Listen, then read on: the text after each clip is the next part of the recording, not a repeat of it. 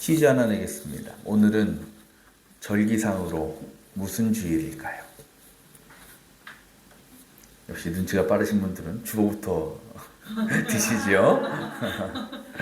주보 맨 앞면을 보시면 날짜 밑에 주현우 제5주라고 쓰여져 있습니다. 예수님께서 이 땅에 오신 그 성탄절이 지난 그 주부터 신년주일부터 우리가 주현절이라고 지켜요. 언제까지 지키냐? 사순절 전까지를 주현절이라고 지킵니다. 그래서 주현절부터 시작해서 주연후 1주, 2주, 3주 이렇게 지나가는 거예요. 근데 주현절이 무슨 날일까? 어떤 절기인가?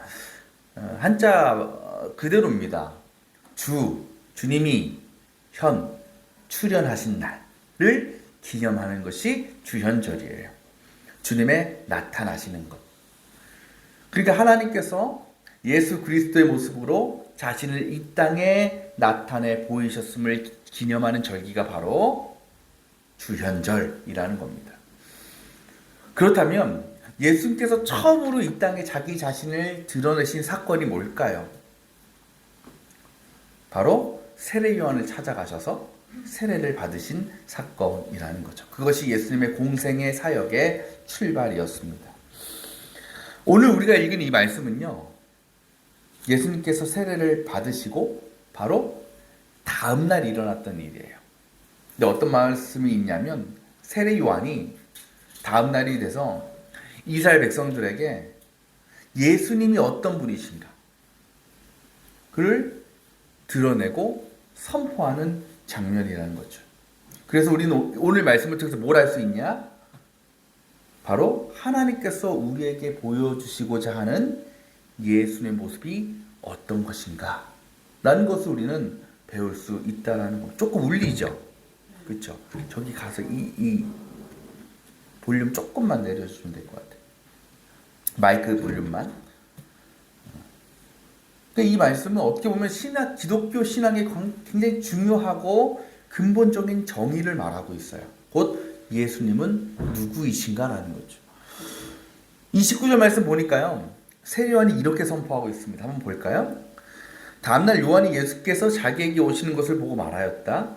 예수께서 오시는 것을 보고 사람들에게 선포하는 겁니다. 뭐라고? 보시오, 세상 죄를 지고 가는 하나님의 어린 양이다. 그러니까 세례 요한은 예수님을 뭐라고 얘기하고 있냐면 어린 양이다라고 얘기하고 있어요. 여러분, 양이라는 동물은 이스라엘 백성들에게 굉장히 특별한 동물이에요. 특히 어떨 때 특별하느냐? 희생 제물을 드리는 것으로 특별해요. 그러니까 우리가 출애굽 사건을 잘 알잖아요.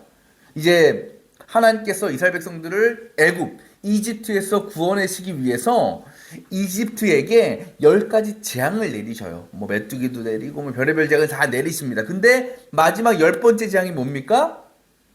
그곳에서 난 모든 첫째들, 장자들은 다 죽이겠다라는 겁니다. 그거는 그곳에 사는 애굽 사람들뿐만 아니라 이스라엘 사람들에게도 해당되는 거였어요. 그런데 하나님께서 이스라엘 백성들에게만은 피할 길을 열어주셨죠. 그것이 뭡니까? 이제 그 재앙이 들이닥칠 텐데 너희 이스라엘 백성들은 어린 양을 잡아서 죽여서 그 피를 어디에 발라? 너네가 사는 집에 문설주, 지금으로 치면 프레임입니다. 프레임에 발라놔라. 그러면 그 재앙이 너희가 그 발라놓은 집은 뛰어넘어서 바르지 않은 집에 그 재앙을 내리겠다라는 거예요. 이것을 기념하는 유대인 절기가 뭐예요? 유월절이죠. 유월절. 월이라는 게 월담할 때 월이거든요. 뛰어넘은 것. 하나님의 재앙이 이스라엘 백성들에게서는 뛰어넘어갔다라는 것을 기념하는 게 유월절입니다. 뭘 바르라고? 어린 양의 피를 발라놓으라는 거예요. 그러면 그 집의 장자는 내가 살려주겠다. 그래서 이스라엘 백성들의 장자는 무사히 목숨을 건질 수 있었다라는 거죠. 그렇게 보니까 이스라엘 백성들의 양이라는 동물은 너무나 특별한 거예요. 그런데 이 양이라는 동물에 또 하나의 중요한 의미가 있습니다. 그것이 무엇이냐면 따라해봅시다. 속죄. 속죄라는 거예요. 속죄. 이스라엘 백성들이요, 하나님 앞에 죄를 지면 뭘 갖다 바쳐요? 희생 제물을 바치죠. 근데 어떤 제물을 바쳤냐면 어린 양을 잡아서 바쳤어요. 근데 그것도 어디서 굴러다니다가 아무거나 잡아서 꾼 양이 아니라 성경을 보면 흠 없는 어린 양이었어요. 깨끗한 것, 상처 하나 없는 것, 아주 정결하고 순결한 양만을 골라서 하나님께 희생제물로 바쳤다라는 겁니다. 바로 오늘 말씀에 세례 요한이 예수님을 향해서 어린 양이다라고 얘기하는 것이 바로 이 속죄의 의미의 희생제물이라는 것을 말하고 있는 거예요. 근데 그 양이 어떤 양이라고요? 세상 죄를 지고 가는 양이다. 그러니까 예수님께서 인간의 몸으로 이 땅에 오신 것은 이 세상의 모든 죄인들의 죄를 대신해서 감당하시고 또 용서해 주시기 위해서 흠이 없는 어린 양이 되시기 위해서입니다. 제물이 되시기 위해서 이 땅에 오신 것이다라는 거예요. 그 예수님의 희생과 예수님께서 흘리신 그 피로 인해서 그것을 믿는 모든 이들은 뭘 받아요? 구원을 얻게 되고 속죄함을 누리게 된다라는 거예요. 근데 이어지는 말씀을 보면 세례 요한이 또 하나의 중요한 진리를 선포하고 있습니다. 한번 말씀 볼까요? 그 뒤에 이렇게 얘기하죠. 31절 보면 내가 와서 물로 세례를 주는 것은 이분을 이스라엘에게 알리려고 하는 것입니다 라 그래요. 그런데 그 뒤에 말씀 보면 33절을 보면 뭐라고 얘기하냐면 나를 보내어 물로 세례를 주게 하신 분이 말씀하시기를 성령이 어떤 사람 위에 내려와서 머무는 것을 보거든 그가 바로 뭐로 세례를 줘? 성령으로 세례를 주시는 분임을 알아라고 말씀하십니다. 그러니까 예수님은 어떤 분이냐? 뭘로 세례를 주시는 분? 성령으로 세례를 주시는 분이라는 것을 세례 요한이 선포하고 있는 거예요. 근데 동일한 말씀이 기록된 마태복음을 보면 이렇게 얘기해요. 여기서 나는 세례 요한입니다. 나는 너희를 회개시키려고 물로 세례를 준다. 그러나 앞으로 내 뒤에 오시는 분은 불과 성령으로 세례를 주실 것이다 라고 세례 요한이 선포하고 있어요. 여러분, 세례 요한은 뭘로 세례를 줬다고요? 물. 예수는 뭘로 세례를 주신다고요? 불과 성령. 뭔 차일까? 여러분, 먼저 물의 세례. 세례 요한이 베푼 세례는 어떤 의미냐면 우리가 잘 알죠. 그것이 어떤 세례라고 나와 있어 성경에. 죄를 깨닫고 돌아서게 하는 무슨 세례? 회개의 세례라고 분명히 얘기하고 있어요. 그래서 우리는 뭐라고 얘기하냐? 거듭남이라고 얘기합니다. 그러니까 세례 요한의 물의 세례를 통해 사람들은 거듭나는 거예요. 나 이제 예수 믿겠습니다. 하나님께 돌아가겠습니다. 중생하는 거예요. 그런데 예수님께서 이후에 베푸신 불과 성령의 세례는 무엇이냐면 그렇게 세례 요한의 회개의 세례를 통해서 거듭난 사람들이 예수님께 하나님께 돌아온 사람들이 앞으로 그 믿음의 길을 끝까지 잘 감당할 수 있도록 하게 하는 일종의 성화의 세례였다라는 겁니다. 완전히 차원이 다른 세례예요. 그래서 우리는 이렇게 표현합니다. 성령의 기름 부음이다 라고도 표현해요. 어노인팅이라고 얘기하죠. 여러분, 우리가 하나님의 자녀 그리스도인으로서 믿음을 잘 지키고 또 거룩한 삶을 살아가기 위해서는요, 절대로 인간적인 지식과 인간적인 능력으로는 불가능하다는 것을 우리는 알아야 돼요. 왜요? 우린 여전히 죄인이기 때문에 그렇죠. 여전히 우리 안에 죄성이 남아있고 여전히 우리는 연약하기 때문에 그래요. 우리는 한계가 있어요. 부족함이 있어요. 그런 우리가 어떻게 하나님의 뜻을 온전히 깨달을 수 있겠어요? 온전히 헤아릴 수 있겠어요? 그런데 여러분, 분명한 것은 우리는 그럼에도 불구하고 하나님의 말씀과 하나님의 뜻을 따라 살아가야 하는 사명이 있다는 겁니다. 우리는 그런 능력이 없는데 그렇게 살래요. 그 일을 위해서 우리에게 필요한 것이 뭐냐? 예수님께서 주시는 불과 성령의 세례, 성령의 기름 부음이라는 겁니다. 그래서 사도 바울이 고린도전서 2장에서 이렇게 얘기해요. 하나님께서는 성령을 통해서 이런 일을 하시는데 그 일이 어떤 일이냐면 성령은 모든 것을 살피시니 곧 하나님의 깊은 계획과 깊은 뜻까지도 우리에게 계시해 주십니다라고 얘기해요. 그러니까 성령이 한 일은 뭐냐? 하나님의 뜻과 하나님의 계획이 무엇인지를 우리가 알게 하신다라는 겁니다. 그러니까 우리는 성령이 아니고서는 하나님의 뜻과 계획과 그 의미를 알 수 있다 없다? 없다라는 거예요. 그러니까 우리가 성령과 불로 세례를 받으면, 성령의 기름 부음을 경험하게 되면 우리는 그때 비로소 이게 하나님의 마음이구나, 이게 하나님의 뜻이고 하나님의 계획이구나라는 것을 알고 깨닫게 된다는 거예요. 만약 우리가 그렇다면 받지 못하면 어떻게 된다고요? 죄를 짓고 살 수밖에 없는 거예요. 하나님을 떠나 살 수밖에 없는 거예요. 예를 들면 내 인간적인 생각과 뜻이 이게 하나님의 뜻일 거다, 하나님의 생각일 거다라고 착각하는 거예요. 그리고 하나님의 말씀을 내 기준으로, 내 유익 따라서 마음대로 왜곡하고 해석하는 거예요. 우리가 그러지 않기 위해서는 곧 예수님을 우리가 제대로 믿고 구원받은 우리가 그 믿음에 합당한 삶을 살아가려면 반드시 뭘 받아야 된다? 성령의 세례를 받아야 된다. 근데 여러분, 성령의 역할은 거기서 끝이 아니에요. 앞서 말씀드렸죠. 성령의 역할이 뭐다? 하나님의 마음과 하나님의 뜻과 하나님의 계획을 우리에게 알게 하신다. 근데 거기서 끝나면 안 돼요.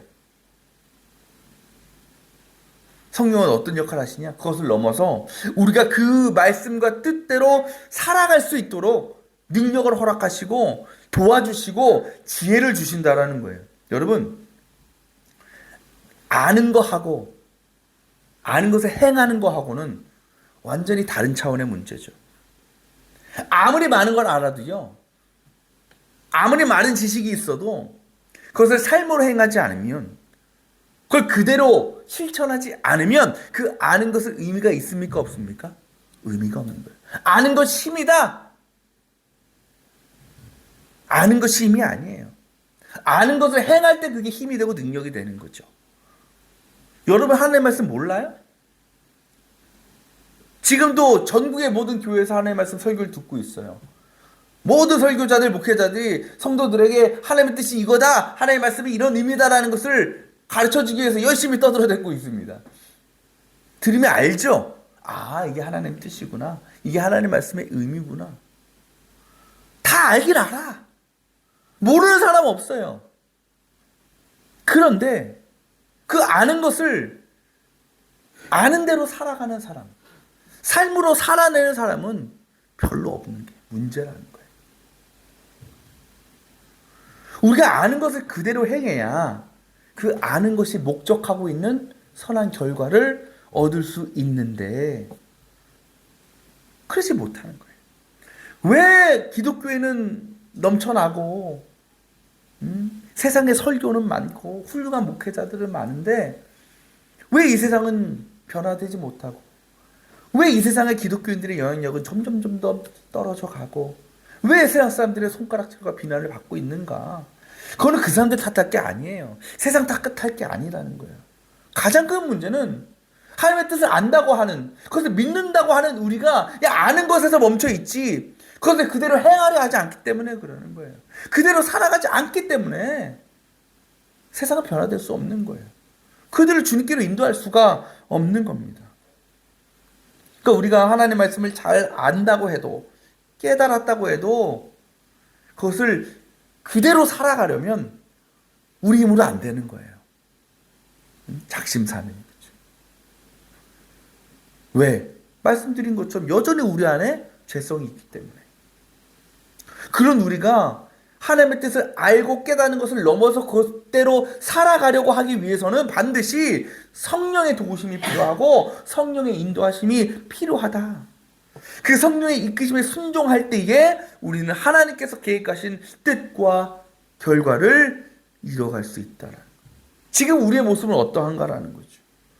나는 늘 성령의 기름 부음을 받고 성령의 인도하심을 따라 살아가고 있는가? 그래서 내게 들려주시는 말씀이 나의 삶으로 나타나고 거듭난 나의 모습이 성화의 역사로 이어져 가고 있는가라는 거죠. 브라질 상파울루에는요, 사오 호세도스 캠푸스라는 아주 작은 마을이 있다고 합니다. 근데 그 마을에 독특하고 특별한 시설이 하나 있대요. 그것이 뭐냐면 교도소입니다. 교도소의 이름이 휴마티아 교도소라고 합니다. 근데 이곳이 왜 특별하느냐? 브라질 정부에서 이 교도소를 운영할 때에 2명의 그리스도인들을 세워서 운영을 맡겼다라는 거예요. 그런데 이 2명 외에는 그 교도소를 관리하고 운영하는 그 어떤 직원도 없다고 합니다. 우리나라 교도소 보면 뭐 교도장이 있고 교도관들도 있고 여러 명들이 이제 운영하잖아요. 그 사람들이 죄수들을 관리하잖아요. 근데 여기는 딱 그리스도인 2명 빼고는 없어요. 그러니까 공무원이 없는 거예요.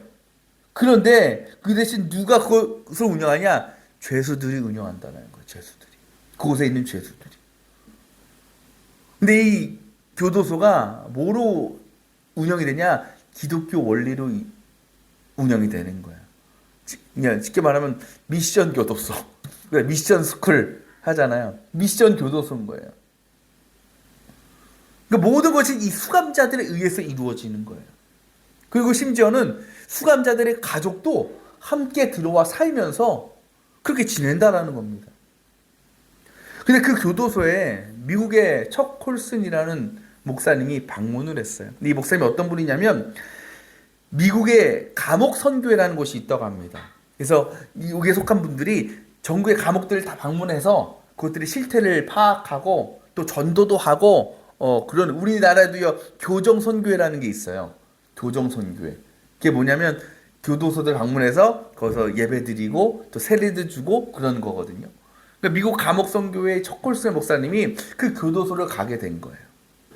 근데 그곳에서 되게 놀라운 일을 경험한 겁니다.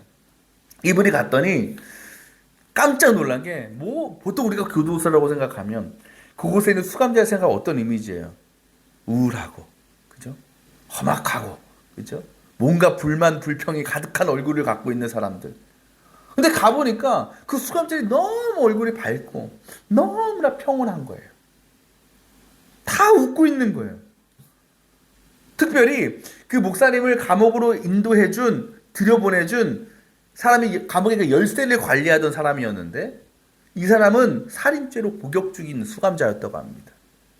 근데 이 사람도 너무나 얼굴이 온화하고 밝은 거예요.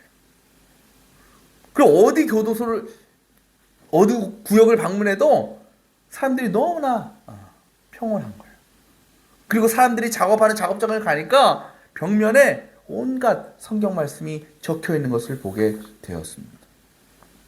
근데 한 번은 이 목사님을 안내하던 수감자가 아주 특별한 곳으로 모시겠다라고 하는 거예요. 그것이 어디냐면 한때 정말 고문으로 악명 높은 독방으로 데리고 가겠다라는 거예요. 그래서 한번 가봅시다. 간 거예요. 가면서 그 죄수가 이렇게 얘기합니다. 지금 그곳에는요, 목사님, 오직 한 죄수만 오랫동안 갇혀 있습니다. 그렇게 이런저런 대화를 나누면서 독방 앞에 섰습니다. 그리고 그 죄수가, 그 열쇠를 관리하는 죄수가 자물쇠에 열쇠를 넣고 열면서 잠깐 멈추며 이렇게 얘기했습니다. 목사님, 정말 들어가고 싶으십니까? 정말 보고 싶으십니까? 그랬더니 목사님이 얘기했어요. 물론이죠. 저는요, 그동안 세계 곳곳에 있는 모든 독방이나 독방은 다 가봤습니다. 저는 다 괜찮습니다. 그 말을 들은 그 사람이 그 독방문을 천천히 열었습니다. 그리고 척걸슨 목사는 그 방에 있던 죄수를 보게 되었습니다. 그 죄수가 누구였을까? 무엇이었을까요? 바로 그 휴마티아 죄수들이 아름답게 조각해 놓은 십자가였다는 거죠. 십자가 하나가 놓여 있다는 것입니다. 그 독방의 죄수는 누구예요? 십자가에 달리신 예수 그리스도였다는 거죠. 그를 안내했던 그 죄수가 이렇게 얘기했습니다. 목사님, 예수님께서 지금도 우리 모두를 위해서 남은 형기를 다 채우고 계십니다. 여러분, 이것이 오늘 세례 요한에 선포한 것처럼 예수님께서 이 땅의 모든 죄인들을 위해서 하나님께서 보내신 어린 양으로서 십자가 죽으심을 통해서 우리의 모든 죄의 형벌을 담당하셨다라는 그 죄수들의 고백이 담겨 있는 것이었습니다. 그게 그들은요, 그 예수님의 십자가 앞에서 늘 죄인된 자신의 모습을 발견하고 또 회개하며 또 속죄의 은혜를 누리고, 비록 그들은 교도소 안에 갇혀 있지만 그 안에서 기쁨을 누리고 감사함을 경험하면서 그것을 성령이 임재하시는 하나님의 나라로 바꾸어 가고 있었다라는 겁니다. 여러분은 어떻습니까? 여러분이 예수님을 생각하고 예수님을 바라볼 때에 여러분은 무엇을 느끼고 또 무엇을 경험하고 무엇을 기대하고 있습니까? 혹시 예수님을 통해서 내가 원하는 것을 얻고 세상의 부요함과 인간적인 유익을 누리려고만 하고 있지는 않습니까? 그것이 우리의 믿음의 이유고 믿음의 목적이 되어 있지는 않습니까? 무언가 성경이 기록된 여러 가지 기적들을 보면서 이게 나의 일이었으면 좋겠다, 나도 이런 일도 한번 경험해보고 싶다라고 기대하면서 그것만을 위해서 하나님 앞에 나오고 예배하고 있고 기도하고 있는 것은 아닌가라는 겁니다. 이 세상에 수많은 종교가 있고 수많은 단체들이 있어요. 그리고 그 종교나 단체들마다 각각의 정체성을 드러내는 상징들이 분명히 있습니다. 그 가운데요, 세상 모든 그런 상징 중에요, 가장 초라하고 가장 볼품없는 상징이 무엇인 줄 아십니까? 십자가인가요? 십자가는요, 예수님 당시에 가장 비참하고 가장 끔찍한 사형 집행 도구였습니다. 거기에 주님이 달려 죽으셨고, 그 달려 죽으신 십자가가 기독교를 대표하는, 기독교를 상징하는 심볼이 된 겁니다. 여러분, 왜 십자가여야 했을까요? 왜 꼭 십자가일까요? 바로 기독교의 본질이 우리를 구원하시기 위한 예수 그리스도의 속죄하심과 희생에 있기 때문이죠. 만약 기독교가요, 우리가 세상적인 어떤 삶을 풍요롭게 만들어주고 예수님께서 행하시는 능력과 기적을 위해서 존재한다라고 하면 십자가를 세웠겠습니까? 저 십자가의 자리에 우리 교회 옛날에 예수님 웃는 모습이 있었잖아요. 그거 걸어놓든지, 아니면 어떤 기적을 상징하는 어떤 멋있는 멋들어진 그 상징들 만들어가지고 걸어놨겠죠. 하지만 우리는 십자가 앞에 서 있다는 거예요. 우리는 십자가를 바라보고 있다는 겁니다. 그렇다면 우리가 예수님의 십자가를 바라본다는 것은, 우리가 십자가 앞에 나와서 십자가 앞에서 예배한다라고 하는 것은 절대로 우리가 하나님 앞에 세상적인 유익과 욕심을 채울 무언가를 기대해서는 안 된다라는 것을 말하고 있는 거 아니겠어요? 십자가는요, 그죠? 우리의 죄를 용서하시고 구원하시기 위해서 희생제물로 오신 어린 양 대신 예수 그리스도의 사랑과 은혜를 경험하게 해주는 겁니다. 그리고 그 일은 무엇으로 시작되느냐? 그 십자가 앞에서 내 자신의 더럽고 추악한 죄의 모습을 발견하는 것으로 시작된다는 거예요. 예수님께서 베드로를 제자로 부르시기 위해서 그를 찾아가셨잖아요. 그리고 그에게 말씀을 전하시고 자신의 존재를 드러내셨죠. 그때 베드로가 예수님 앞에 가장 먼저 고백한 것이 무엇입니까? 주님, 나에게서 떠나 주십시오. 나는 죄인입니다. 바로 예수님 앞에서 내 자신이 죄인임을 발견하고 또 회개했던 것이 베드로의 변화와 예수님의 제자로서의 첫 발걸음이 되었다라는 겁니다. 사랑하는 여러분, 오늘도 우리는 주님의 십자가 앞에서 하나님을 예배하고 있습니다. 여러분에게 십자가는 무엇입니까? 여러분이 바라보는 예수님은 어떤 존재입니까? 바라기는 저와 여러분들에게 이 십자가가 단지 나무 조각이 아니라 그것을 바라볼 때마다 나의 죄를 발견하고 또 그 죄를 대속하시기 위하여 스스로 어린 양, 희생제물이 되신 그 주님의 사랑이 경험되어지기를 원합니다. 그래서 우리가 이 시간 우리의 모든 죄의 모습들을 십자가에 못 박고 우리를 새롭게 하시는 속죄의 은혜를 누리시기를 원합니다.